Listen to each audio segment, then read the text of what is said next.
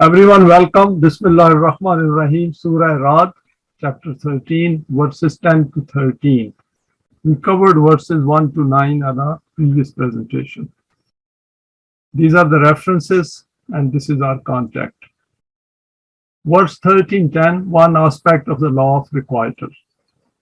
Swam minkum man asarra al-qawla wa man jahara bihi wa man huwa mustakhfin bil-layli wa saribun bin-nahar.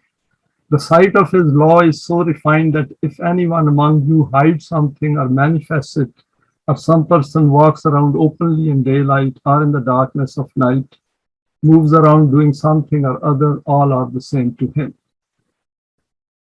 This is really an extension of the law of requital and its explanation, that is the physical side of it, that Allah is aware of all our thoughts and deeds. In this guidance for us to come to grips with this fact that whatever goes on in the human world, whether physical or non-physical, all is within the reach of the law of Allah or Allah Himself. Because Allah relates a lot of things to Himself in the Quran, so we can figure it out that what is its significance in terms of relating it to Allah or not relating it to Allah. But because human beings are responsible in this life for their own thoughts and deeds, hence we should look at it from that point of view as well. This aspect is not constrained by visibility, i.e. whether it is daytime or nighttime. This aspect should become part of our psyche through our deliberate efforts by repeated thinking and practice. So what I have said over here is that it is important for us to keep this in mind, that we should be aware of law of requital all the time functioning in life. So important point is that law of requital and its functioning should become a part of our psyche. Once this becomes part of our consciousness, then it provides guidance in dealing with our thoughts and our conduct. This also provides strength when we see wrong being done under the man-made system. Our self keeps reminding us about the wrong and right paths of life, and by being on the right path, we have the assurance that everything is being taken care of within the domain of the law of requital. Allah is present everywhere. He is making sure nothing escapes His law. So point over here which Quran is making, that make it part of your consciousness all the time and think about it on a daily basis. Because we forget, human beings forget very quickly. I also forget things very quickly. So all our actions are in the present. We have to bring past in front of us and we have to think about the future. So all the time we should be conscious of the law of requital. Next verse is Lahu mu'aqibatum min bayni yadayhi wa min khalfihi yahfazunahu min amrillah. Inna Allaha la yughayyiru ma biqawmin hatta yughayyiru ma bi anfusihim wa iza arada Allahu biqawmin su'an fala maradda lahu wa ma lahum min dunihi min wal. The parts which are extremely important in this verse are Inna Allaha la yughayyiru ma biqawmin hatta yughayyiru ma bi anfusihim, and as a consequence of that then is wa iza arada Allahu. So this point we will go through it in slightly more detail today. For the functioning of His law of requital, there are such forces appointed in front and behind every person, which, by chasing every deed of his, make it reach its outcome. And every deed of man becomes preserved and must always produce its results. Next is, and since a nation is only a collection of individuals, hence going forward, this very law is also applicable to nations. The consequence of this law is that Allah does not alter the condition of any nation until that nation changes its own state, i.e. until it brings a change within its own heart and mind. What is noted over here is that a nation changes its own state, and when we talk of the state, it includes their cognitive thinking, that is cognitive abilities as well. So that is very important, because whatever we do, we think first and then we do it. Hence the way in which this is an established principle, that whatever bounties of life are available to some nation, they are not snatched from it, while it has the ability to retain these within itself in the same way. This is also an immutable law, that when destruction comes to a nation as a consequence of its deeds, then no one can halt it. nor can there be any helper and supporter to this nation. But if it turns to the law of Allah, then it can be helped. So important point is that the state of a nation is directly proportional to the way it thinks and then acts on it. Another perspective given to this permanent value. I have called it permanent value, this part of the verse, that it is in fact a part of the functioning of law of requital. ذَلِكَ بِمَا قَدَّمَتْ أَيْدِيكُمْ وَأَنَّ اللَّهَ لَيْسَ بِظَلَّامٍ لِلْعَبِيدِ كَدَابِ آلِ فِرْعَوْنَ وَالَّذِينَ مِنْ قَبْلِهِمْ كَفَرُوا بِآيَاتِ اللَّهِ فَأَخَذَهُمُ اللَّهُ بِذُنُوبِهِمْ إِنَّ اللَّهَ قَوِيٌّ شَدِيدُ الْعِقَابِ ذَلِكَ بِأَنَّ اللَّهَ لَمْ يَكُن مُغَيِّرًا نِعْمَةً أَنْعَمَهَا عَلَى قَوْمٍ حَتَّى يُغَيِّرُوا مَا بِأَنفُسِهِمْ وَأَنَّ اللَّهَ سَمِيعٌ عَلِيمٌ. Now, these are three verses taken from Surah Anfal, where exactly the same law or the value has been quoted, but slightly different, because over here the nemat comes into it.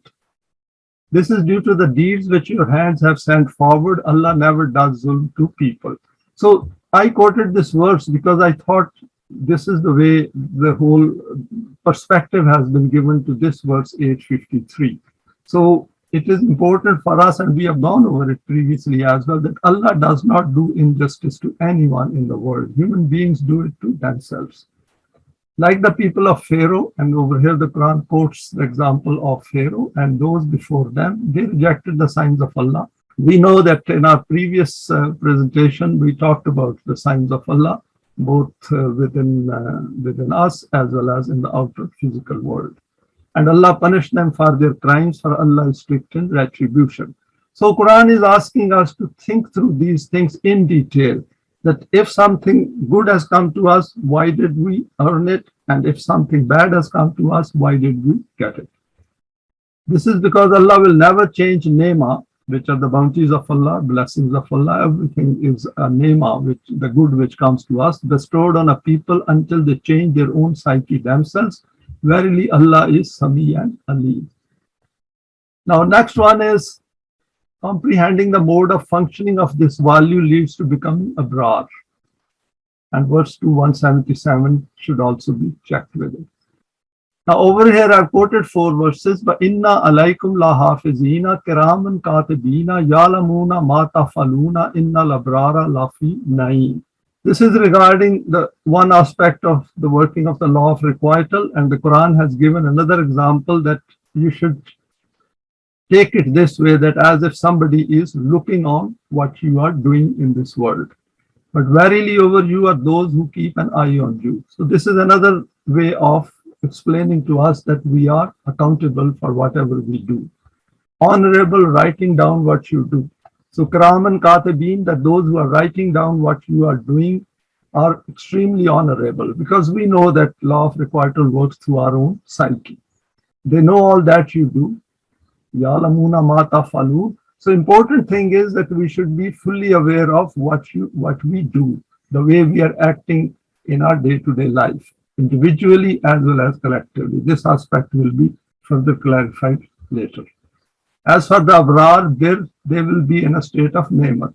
And we know that there, from which this word abrar is the vastness of our consciousness. That is our ability to understand the word and ability to understand the solutions of the word and the system of being. Quran has put a lot of emphasis on this, and also said that through amal saleh, through saleh deeds, we can acquire this ability of bir, and we can become abrar.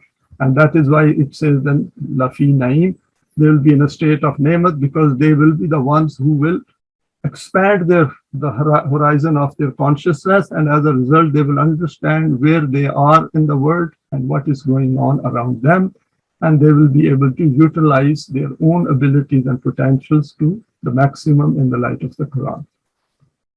Now over here what I've done is inna allaha la yughayyiru ma biqawmin hatta yughayyiru ma bi anfusihim, and some reflections which I thought would like to share with you. And these are based on my own study as well as listening to the lectures of Allama Pervez, and of course our own experiences as well. Since here, as in other places in the Quran, Allah has related this directly to himself, that he makes sure that the condition of a people cannot change unless they change their own psyche. It may be construed by some as if Allah does this directly. This requires further elaboration through examples from our life. Next I've said is, when the Quran states a permanent value, it leaves to us to figure out further details by looking around the world in which we live. If the world around us is devised by man and it is not a system of being, as we know, today's world is fully, completely devised by man. It's not a system of being. It's not based on the permanent values. We need to look at evidence from the condition of various nations and analyze the sum total of the state of their existence with two perspectives in mind. So if we look at the world around us, and we can look at each and every nation, in fact, we can divide them into three categories: the most powerful, the most prosperous, then middle of the range, and the poorest. And then we compare them within their own domain, as well as by comparing with each other. Firstly, how do these measure up against the criteria, indicators, markers, and standards set by the man-devised system?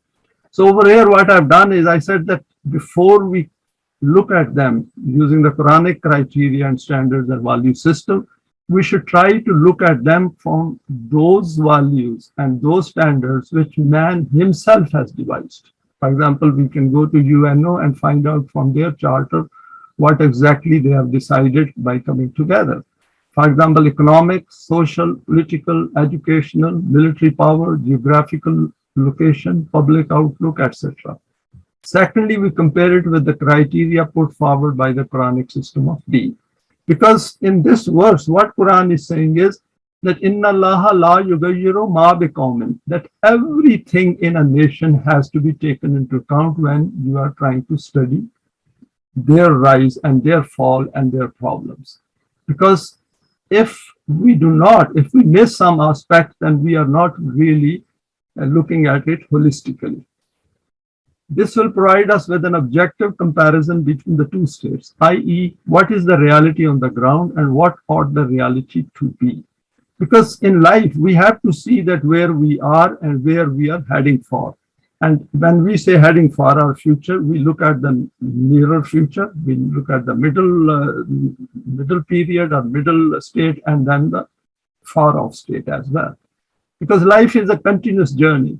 By referring to the human nafs, the Quran has factually brought in the hereafter as well, i.e., the world created by those who have Iman will be completely different from those who do not have Iman.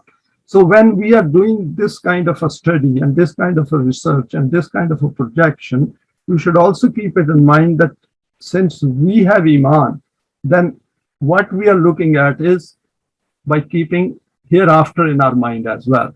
So both have to be compared, that the world which is right in front of us, where hereafter doesn't come into their equation, how this is developing. And if hereafter comes into it, how it is going to be.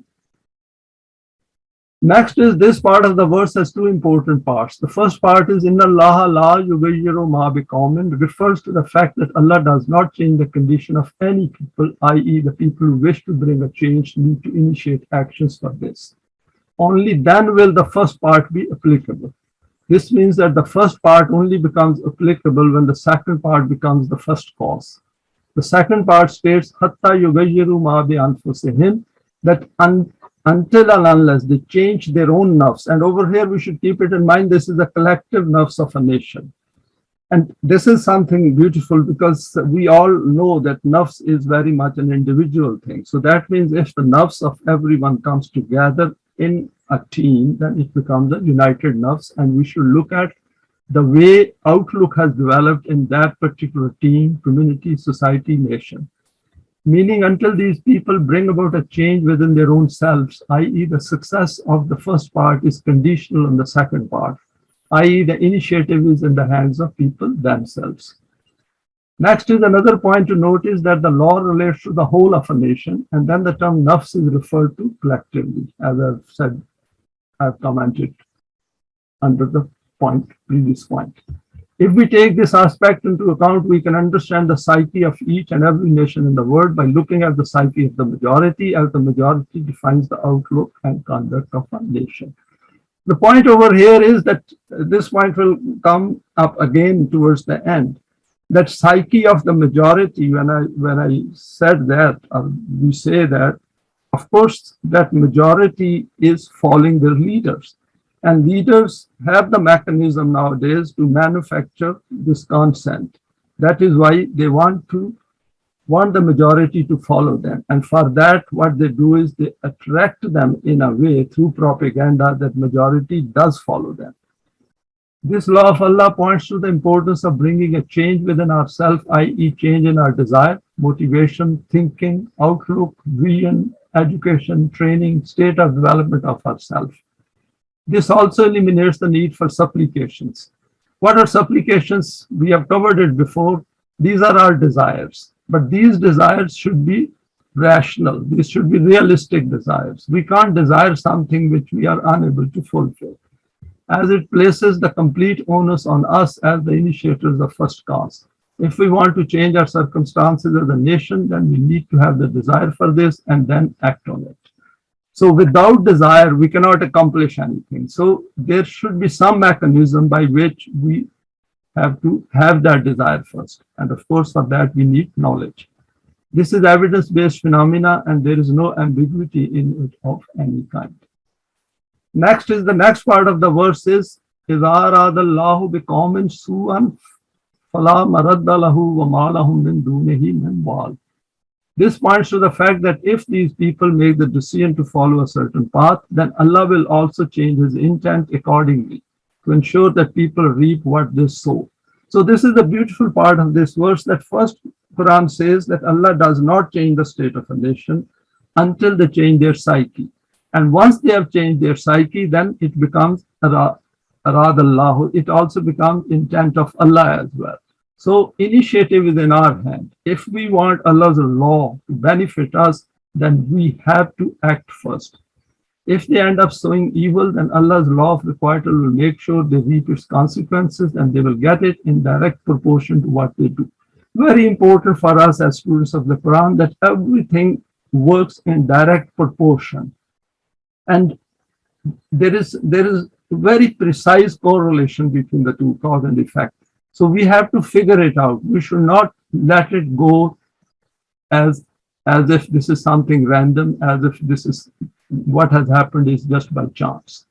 No injustice will be done to anyone. So what is going on around us in this world, in the light of this verse, we have to see that what precisely is going to come out of it. Two distinct paths of life define two different belief systems. Now over here, what I've done is I've drawn a small schematic just to increase our interest and make it slightly more colorful. Same planet occupied by billions, each carrying their own burden and leaving a mark on the world of today. So each one of us, the way we are living our life, whether conforming to everyone else or different with others or having our own values or the values of the majority, we are leaving a mark on this world as part of all human beings with whom we are residing on this planet. So we should keep that in mind. The whole planet is going around the sun, and we all are on it, and all our deeds, all our thoughts and deeds are leaving an imprint on the life of this planet. Outer world depends on the self of each one of them. Now over here, what I've done is I've drawn a big arrow in which is depicting the life of everyone who are on this planet at this point in time. And I'll call it highway of human life. The path of the majority who live their life acquiring the benefits of this life without even recognizing the existence of a self within them. The world around us is the sum total of choices and intents of every single human being. Scales are different. Rich and powerful have a higher scale in terms of their contribution to the chaos than those who are at the bottom of the hierarchy of the human pyramid. Khawf and huzn pervades every part of the globe. And we can verify it. We have gone through it. The Quran says that if you are following a non-deen path in the world, then there will always be khawf and huzn. And if we look at it, this is created by human hands. So this is created by human psyche and through their deeds. Now, this is the path of Sirat al-Mustaqim. I have put it as a dash line so that it is differentiated. Number one. Number two, it is through our choice. Sirat al-Mustaqim, there is only one straight path, and those who are on this path firstly know that they are on this path. So it is important that if we are on this path, if I am on this path, I should have no doubt about it because I should check it against the values of the Quran. Secondly, they have acquired a higher status of their nafs, which recognizes the lower status of others. Now, we know that by following Iman and Amal Saleh, our self-awareness rises and we understand things much better than the people around us. And we also know what benefits are associated with following the path of Iman and Amal Saleh. So this is the point I have commented over here. Hence, they are unwilling to leave this status and lower themselves to the state of those who are not on this path. Very important point over here, which we have discussed previously as well. There is no harm in reminding ourselves that once we raise the level of our self-development to a higher level, then we have essentially left behind where we were. And we have acquired a new status and new understanding. And as a result, we can clearly differentiate between the two. Because unless we differentiate between the benefits of following our path, then the boundaries between the two will remain hazy. And with those hazy boundaries, we can be distracted and we can always, we are likely to suffer as well, because our efforts become diluted. Thirdly, they are in the company of all those who have brought themselves within the value system of the Quran, i.e. have removed their differences or cognitive dissonances. So this is another important point here, is that when we come together, this is not a path of falling alone. It's not like meditation or individual salvation. It is about coming together, because coming together becomes our need. When we follow Iman and Amal Saleh, we look for others who are also following this path. So Sirat al-Mustaqim means that all of us have to be together on this path. And in today's world, the physical coming together is at the moment slightly more challenging, but still through this platform and through our own thinking, we know coming together is a prerequisite to the establishment of the system of Deen. Now, this is one-way street. Once we have left this path of majority, then it is one way. And this we should keep it in mind cognitively, not physically. Physically, of course, we are in the same world. And wherever we join it, we become part of this Sirat al-Mustaqim, which is defined by Allah. And Allah himself has said that I am on Sirat al-Mustaqim, so essentially we are following him. And what I've done is I've just drawn these 4 arrows to make an impression on our mind that it is a one-way thing. Once we are on this path, then we should not be distracted by these people over here. We should be very clear that our path is different from the people over here. And because these distractions are going to dilute our efforts. And over here, I've quoted a verse from Surah Kaf, أُولَٰئِكَ الَّذِينَ كَفَرُوا بِآيَاتِ رَبِّهِمْ وَلِقَائِهِ فَحَبِطَتْ أَعْمَالُهُمْ فَلَا نُقِيمُ لَهُمْ يَوْمَ الْقِيَامَةِ وَزْنًا. A very good reminder. I always keep this verse in my mind that whatever I'm doing, I check it against the criteria of the Quran. I check my thoughts as well against the criteria of the Quran, because it is important to keep reminding, because that is the way self develops. And that reminding ability helps us to take ourselves higher and also prevent distractions. The translation of this is, they are those who do kufr of the signs of their Rabb. And we have covered this in our previous talk as well. And the fact of meeting him, and liqai Rabbi, and if you remember, that means that we have to keep it in mind, the system of Rububiyyat and also the law of requital in our mind. Vain will be their works and no weight will be given to their deeds on the day of Qiyamah. What Quran is saying is that since they wouldn't have done Iman, they would not have acquired Iman as defined by the Quran, and would not done Amal Saleh, they would have never be able to acquire that self which is of use in the hereafter. So the question over here is, the important point for us is that we should not be distracted. Once we have come to Sirat al-Mustaqim, we should stay firmly on that and stay firmly with those who are already on this path and follow as Allah has guided us.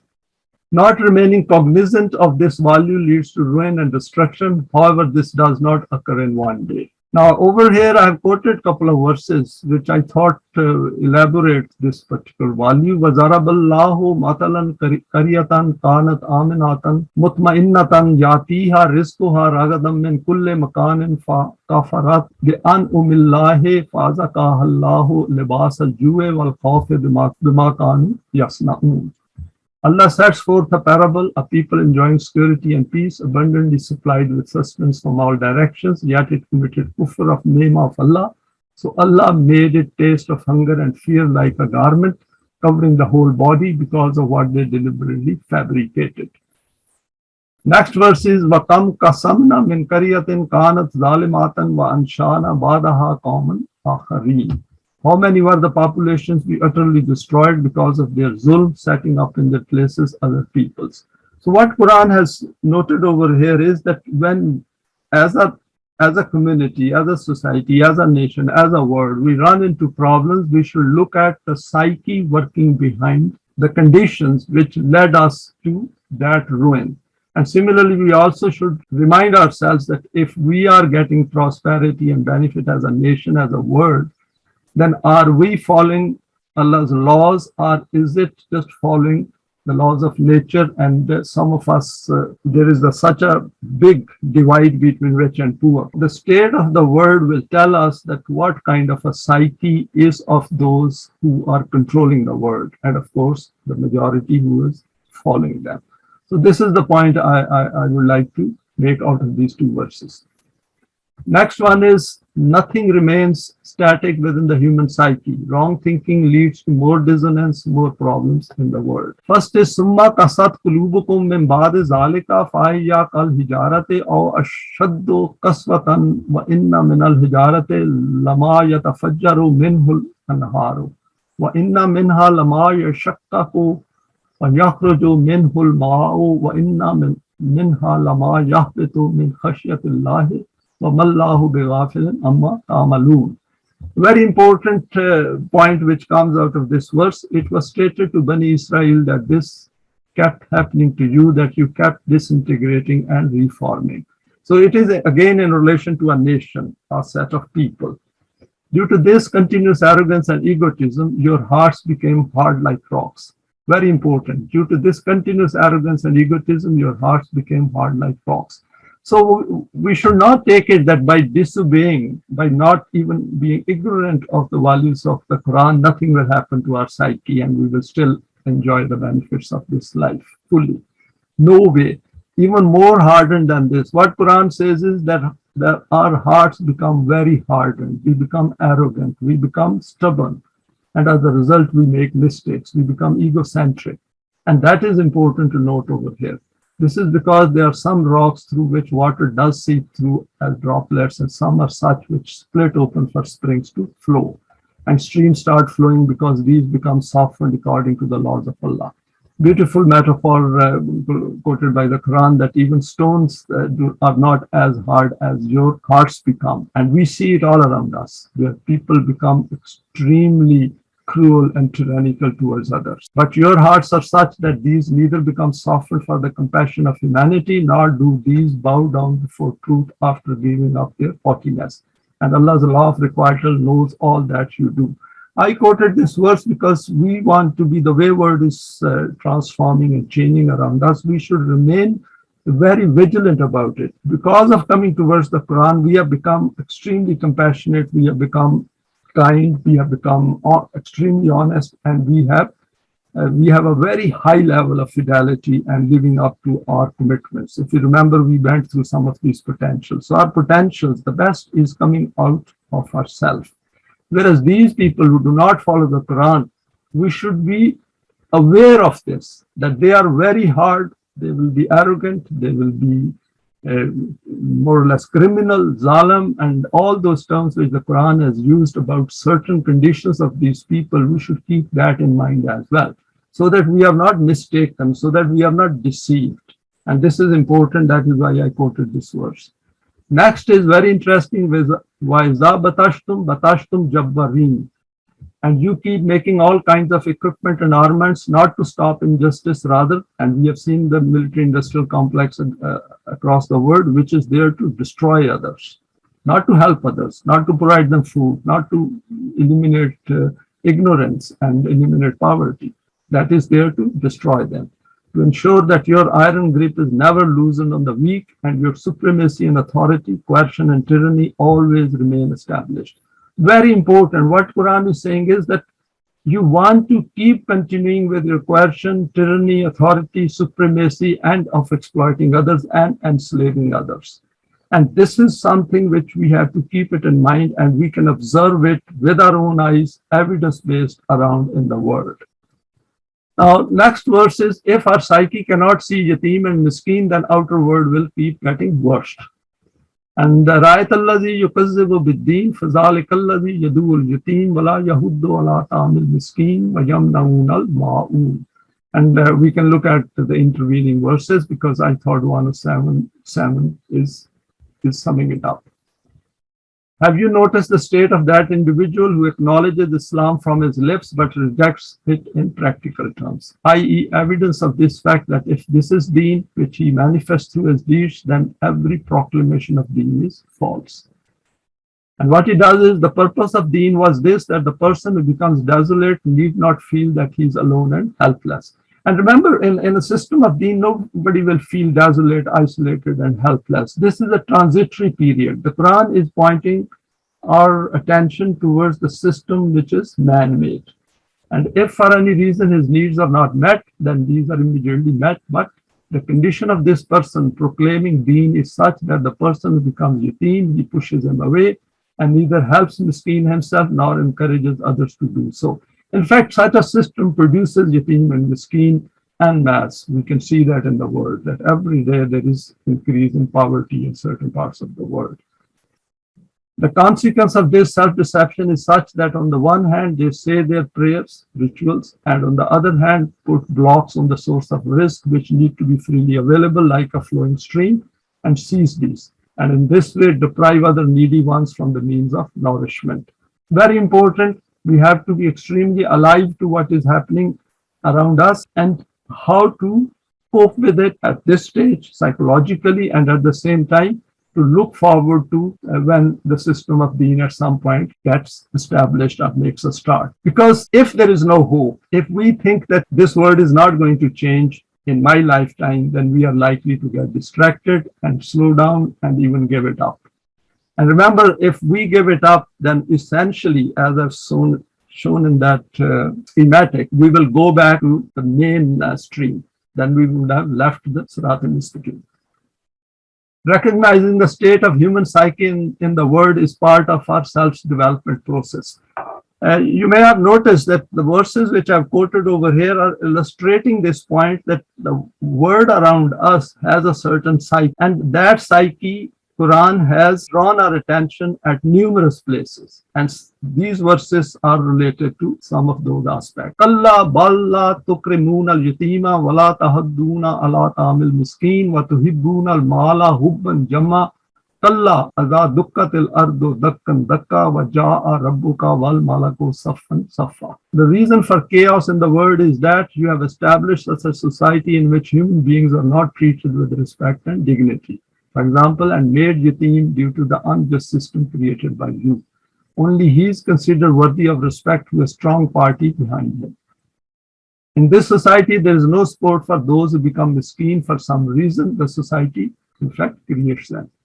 And you made such a system that the wealth of others becomes attracted towards yours. The system of yours cannot go uninhabited. So this is the point which Quran is saying, that this cannot continue infinitely. This has to come to an end, and this will come to an end when Jamaat-e-Mu'mineen will start acting on it. And Jamaat-e-Mu'mineen does not grow out of the ground. It has to come together. All those individuals who understand the Quran, accept Iman, and then do solid deeds and bring themselves to that level where they develop an urge to come together. An era will arrive and imbalances will be removed. The system of Rububiyat with all universal forces come together and will become established in the world. In this system, the means of sustenance will be made available for the use of the whole of mankind. Our cognitive makeup influences our outer world. Afala yatadabbaruna al-Qur'ana am ala qulubin aqfaluha. It is amazing why these people do not reflect and reason in the Quran. Why are locks imposed on their hearts such that anything related to intellect and reasoning does not get through? And this is important because over here again, akfaluha, that they have essentially applied locks from within their own hearts. They have locked their own room from inside and they are not interested to unlock it.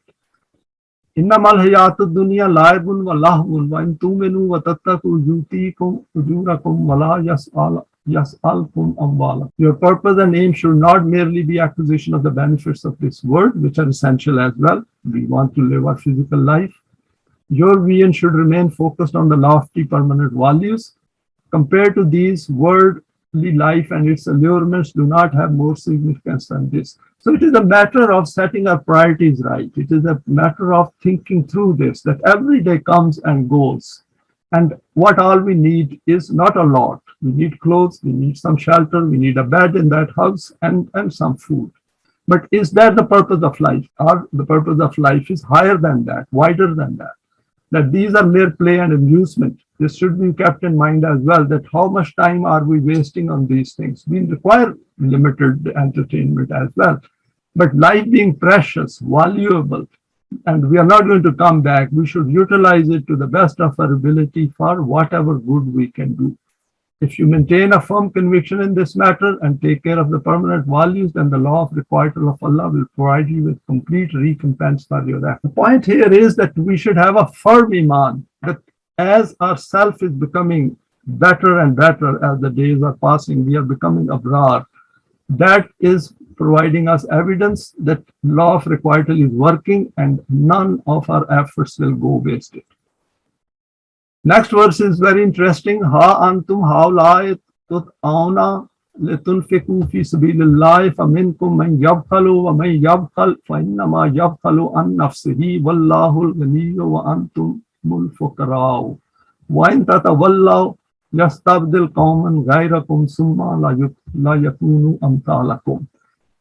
But there are such people among you who, when they are asked to keep their wealth available for this system of Allah, act in a miserly way. Because we have inbuilt affection for wealth, because it gives us some kind of a security, particularly under the capitalist system. We tend to do that. But over here, Quran is saying that once you have come together, you don't have any reason to hold back that and proportionally take out for strengthening the system. Because that will help you to develop your own self. That will stop you from getting distracted as well. They need to know that the person who acts in a miserly way does so against his own self. Allah is not in need of you. You are in need of this system for your own nourishment. Beautifully, Allah has drawn our attention to this fact that whatever is noted in the Quran is zikrukum. It is about you. And if you want the system to change and you're not happy with the man-made system, then here is the procedure. Here is the process which you follow under our supervision, under our direct vision. And we are looking at it, we are hearing as well, and we are not gone away. So if we go back to this verse 13:11, we see this is what Quran is drawing our attention. Because Quran is for mu'mineen and muttaqeen. It is not asking mushrikeen and kafireen to keep these laws in mind and permanent values in mind. This is essentially for each one of us, for example, on this platform. If you turn away from this system and do not fulfill your covenant, then he will bring another people in your place who will not be like you. Very important warning for us as well. Not to be fearful of it, but try to understand it as a law, as a permanent value that continuously in this world, we are actually on a conveyor belt. And as we are going forward in this conveyor belt of life, and as we are nearing our death, there are other people who are coming behind us. There are new people being born, and they're also getting onto this conveyor belt. But our conveyor belt is slightly different from the conveyor belt of everyone. We are on a Sirat al-Mustaqim because we have left this conveyor belt and gone to something different, which is elevated, which is vast, which is working under different value system. So this is the point we should keep it in mind. This is because the law for the life and death of nations is this, that the nation which establishes the correct system of life remains, and the one establishing the wrong system becomes destroyed. Now, there are two verses in relation to the conduct of a nation.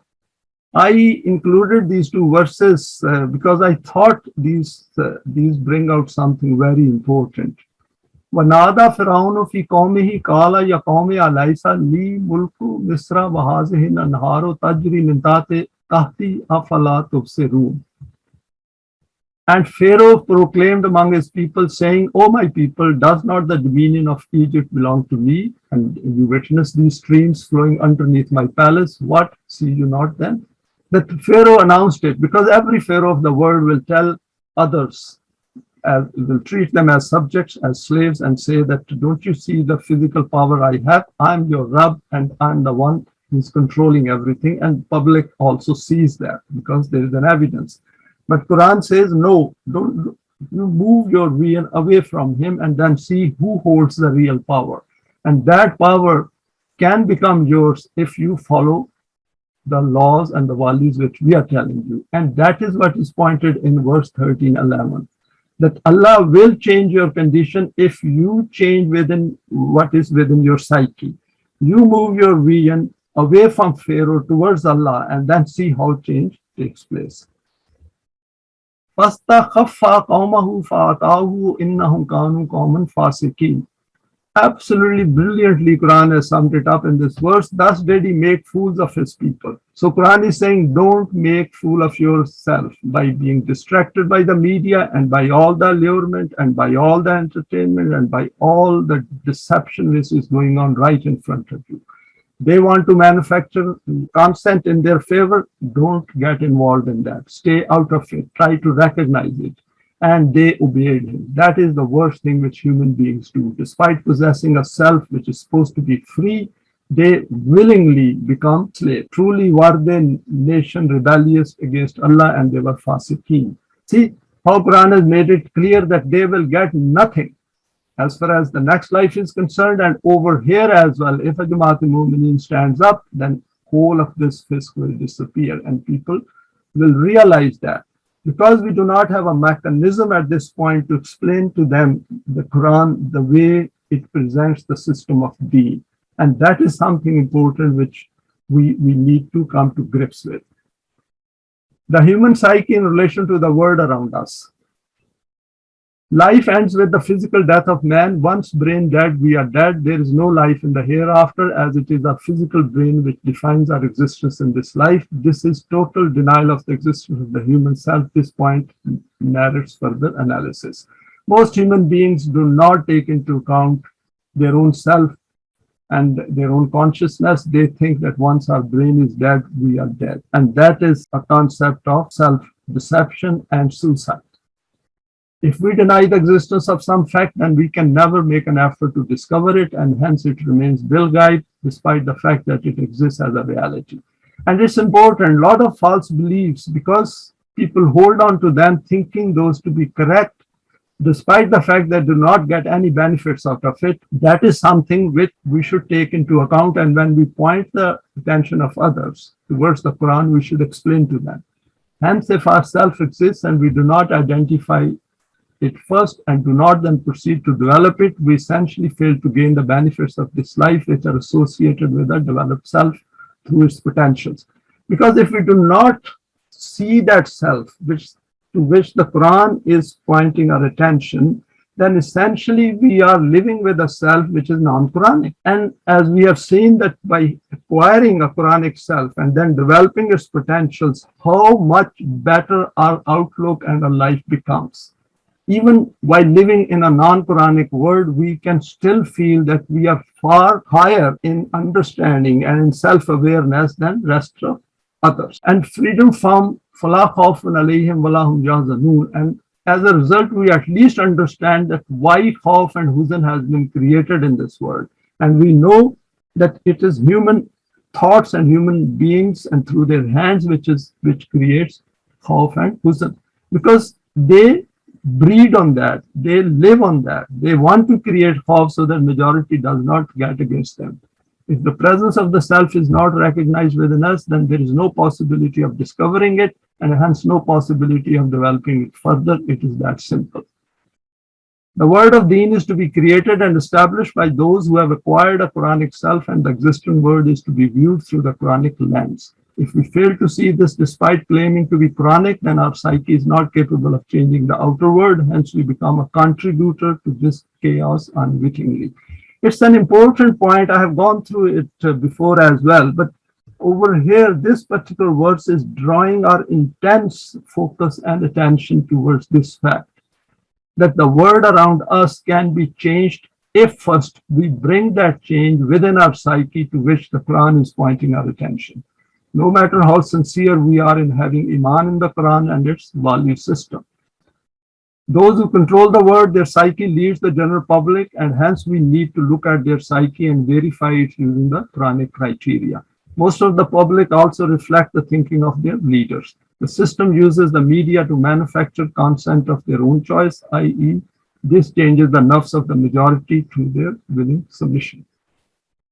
The human psyche in relation to the world around us, the part 2, we have seen that there is no guidance placed within us like the guidance provided to animals as their instincts. Essentially, we make our choices using our free will, and if someone can create an environment to influence our choices, then essentially we hand over control of ourselves to this outer agency, willingly or unwittingly.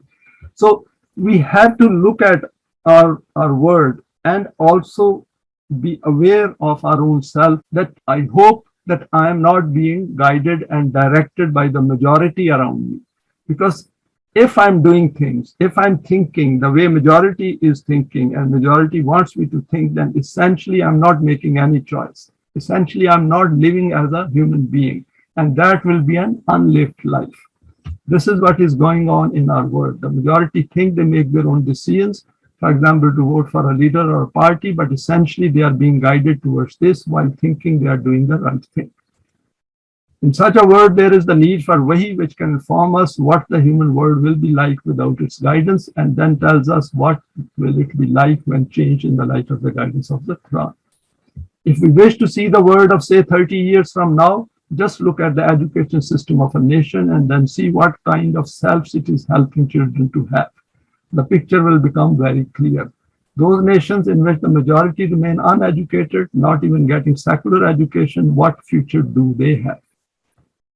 We have gone through some aspects of the self's development. Just see if this becomes part of any education system, and then we can see a totally new world will emerge free from fear and husn. Human psyche in relation to the world around us, part 3. The trend of the present world is based on relative values of self-interest and private ownership, in which success is defined by the accumulation of as much wealth as possible, even if it leaves the majority visibly deprived and miserable. So if we are not aware of the wealth which is getting accumulated in few hands and what effects it has on others, then essentially we are missing the core message of the Quran, that is within mainstream. By looking at this state, we can easily find out the kind of psyche of the majority if we care to look at this part of the verse in reverse order. So we can look at this verse from backwards as well, that if the psyche of a people does not change, then Allah is not going to change their state. The Quran has made another point crystal clear from this, that without a change in the self, nothing will change in this life. And since the next life is based on the self, hence only that change in the self will be acceptable in the hereafter, which meets the criteria of the Quran. And for that, it says, "Bi-liqa'i rabbikum tuqinun." We looked at it in our previous talk as well. Acquire that self which can come to grips with rububiyyah, which encompasses both the outer world as well as our inner world. Because by coming to understand rububiyyah means we will understand the purpose of our own creation and the destination of our future, or where we are heading for. If I don't know where I'm heading for, then essentially I'm not really living a life as suggested, as guided by the Quran. This will make the reality and purpose of human creation itself manifest on this developed self. Children are the raw material of our world. Whatever mold we have for them in different nations, that is what they will become in that nation. If we want to change the world from now in the next 30 years, 40 years, then we have to first come to grips with this ourselves and then try to bring change in our children. At least at our family state, we can ask our children to acquire the values of the Quran, to follow Iman and Amal Saleh. And you will find that even in the later part of our own life, we will have different children than what others have. We need to understand the Quranic mold fully and then present it to the world rationally and based on evidence. Try selling it in its true form and then see how mankind will become attracted to this guidance, which will bring out the best, which is potentially within each one of us. And that is why Quran right at the beginning said, لَقَدْ خَلَقْنَا الْإِنسَانَ فِي أَحْسَنِ تَقْوِيمٍ. Asana is the superlative degree of husn or beauty. And over here, Quran has pointed our direction that Quran will bring out those potentials which you would have never, ever even dreamed of remotely under a man-made system. Now let us go to the next verse, 13:12. Huwallazi yurikumul barqa khawfan wa tama'an wa yunshiul sahaba sikal. In this despairing condition from destructions, in order to assess the state of hope resulting from a return to the divine law, reflect again on the universe and see how in one event hope and despair come mixed together. You see the lightning sparks, and as a consequence, fear and dread is created. But together with it, clouds laden with rain appear gather together, which are full of messages of benefits for you.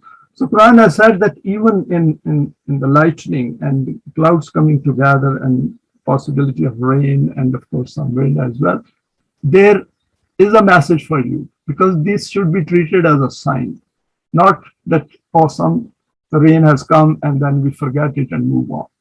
Wahi provides hope and expectation about the rahmat of Allah. Next is in the physical world, rain comes after lightning with its associated benefits and gathering of clouds with its benefits. And as we know that even in lightning, there are plenty of benefits. For example, it is negatively charged, Earth is positively charged, and then it creates that form of nitrogen, which is good as fertilizer. And of course, then it also adds to ozone. In a world where there is darkness everywhere, the light of Wahi points us to Sirat al-Mustaqim and invites us to stay firmly in it. Never be distracted by anyone who is not on the path of being. Now, next verse is the last one for today's presentation, is 13:13. وَيُسَبِّحُ الرَّعْدُ بِحَمْدِهِ وَالْمَلَائِكَةُ مِنْ خِيفَتِهِ وَيُرْسِلُ الصَّوَاعِقَ يُصِيبُ بِهَا مَنْ يَشَاءُ وَهُمْ يُجَادِلُونَ فِي اللَّهِ وَهُوَ شَدِيدُ الْمِحَالِ. And this is from where the word ar-rad has been given to this surah as well. The thunder of these clouds, indeed all the forces of the universe trembling in themselves due to fear of the law of Allah, remain busy in performing their own duties, so that his rububiyyat becomes clearly apparent to each individual, witnessing this in such a way that words of appreciation appear on their lips spontaneously. As far as the destructions by lightning are concerned, they fall on those who make their abode in its path and wish to become destroyed themselves. And all that takes place according to the law of Mashiach of Allah. These people, despite these living evidences, dispute with you concerning the divine law and do not understand that whatever the law of Allah is doing in the universe, how very strict it also is in holding to account in the human world. All physical, mental tortures are preceded by human choice, and in turn, tyranny becomes accepted by majority. Over here, I have put down some pictures, some from Google, and put down some comments. And we will see that each event which is taking place in this world, there is a human psyche behind it. The first one is Guantanamo Bay. We know what happened, and people who are put over there without any trial for years and years and years. And they are human beings just like you and me. We should just swap our places with them and think of that. And it is important that we give some thought to them as frequently as possible, because that keeps us on Sirat al-Mustaqim. Ignorance and false beliefs, this is what happens. And in fact, in some parts of the world, women is treated so badly that 50%, almost 50% population is kept under ignorance. And this is important, that how are they going to develop? And because those who subjugate them, they themselves also have a non-rational mind. Beheading in the name of Islam, we know about it. And here's a child mate who has been badly beaten. And this is quite common in those parts of the world where child labor is common, where education and ignorance, there is no education and ignorance is prevalent. And these are the scenes which I would like that we should keep it in mind all the time and keep reminding ourselves, never to let it go away. Because these are the yateens and miskeens of our world. And ignorance for centuries. And some of us have been part of it, that is reading the Quran without understanding its meanings. And see how much ignorance we are inbreeding into the minds of these children. They are human beings like all of us. They are children like our children. And the light of the Quran is not getting through their minds. Beating when no resistance is offered. We see it on our television screen every other day. Slavery from childhood to grave. These ladies were born exactly like a child, any other child in a developed world. And if the same child is born in a Quranic family, he or she will be totally different from those who are born in deprived part of the world. And we should give some thoughts to them on a regular basis. And Abu Ghraib saga by a superpower, we know about it. And this is not about that superpower only. This is happening in every prison across the world, and more so in third world prison. Because poor man cannot stand up for his rights. First, he doesn't have a right, then somebody is going to catch him up without any even crime committed by him, and then they shut him up and they beat him up. A Palestinian human child, the picture says it all. And then is a child supposed to be born free. And see the fear on the face of this child, and just swap him with our own child in that place, because all children are equal. And if we are quite happy with the world in which we live, then really Quran is not for us. So that is the point I'm trying to make over here. Human beings who live in Yemen, because they happen to be in that part of the world, like Afghanistan, like Iraq, like Syria, like even Vietnam, if we go back in history, and we see what was their fault, except that they were geographically located in that part of the world. And then is captured in Afghanistan, and it was their own nation, it was their own country, it was their own place. And these guys have gone there thousands of miles away because they could do it, and because others allowed them to do it, permitted them to do it. So all these are very important signs in our world. And if we cannot keep these in mind and do not remind ourselves, then essentially we are missing the main message of the Quran. We are really not ready for taking over the responsibility of Allah, which He has asked us to take over in this world. And finally, I've drawn a small schematic here to conclude it. Pharaonic cycle of man-devised system across the globe. Leaders holding reins of power right at the top, they wish to keep public on their side. They start to control the will of majority. And what they do is, because they draw their strength, we have seen it that they draw their strength from majority of the public whom they rule, whom they subjugate. And for that, they use media working on behalf of leaders, manufacturing concept, truth disappears. And in this media, we can also include the religious hierarchy, the religious clergy as well, because they are also media. They have these religious centers where they give lectures and misguide people. Capitalist system exploiting hard work, money defines success.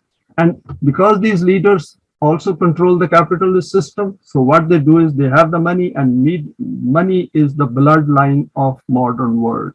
And they use that to choke people, to buy them, and to exploit others. Public divided into parties, and the beauty is that they don't let the public come together as well cognitively and physically. And they have created such a system that they cannot come together.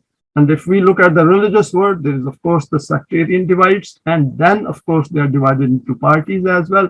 So cognitive dissonance keeps increasing. These are very hard-hitting points which we need to keep it in mind, and then we will understand the need for coming to the Quran. We should not take it as a joke or lightly that, okay, we will read it and move away. Every week, once we come back to this Sunday meeting, we should be better than the last Sunday. Public looks to leaders for guidance, majority hands over their will to them.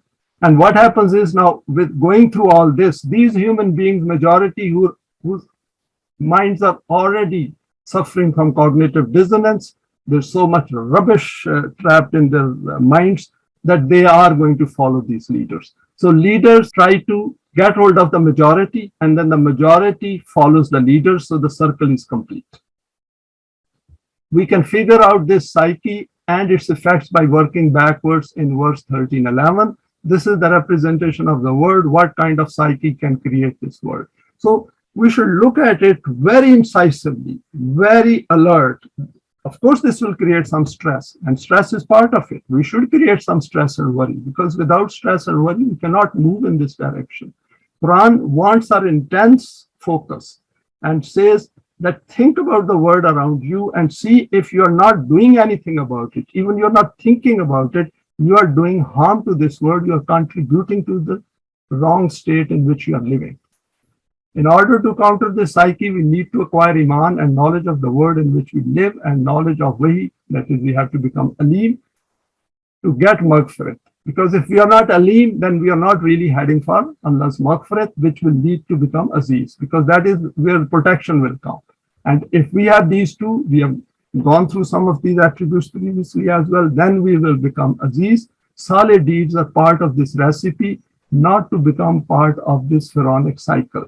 We should never ever let our mind become part of this cycle. We have to be outside looking at it and critically looking at it, all the time aimed at it, that we will get Allah's help through the Quran as long as we stay on Sirat al-Mustaqim together. And with that, we come to the end of this presentation. Thanks for your time and for sharing it with me.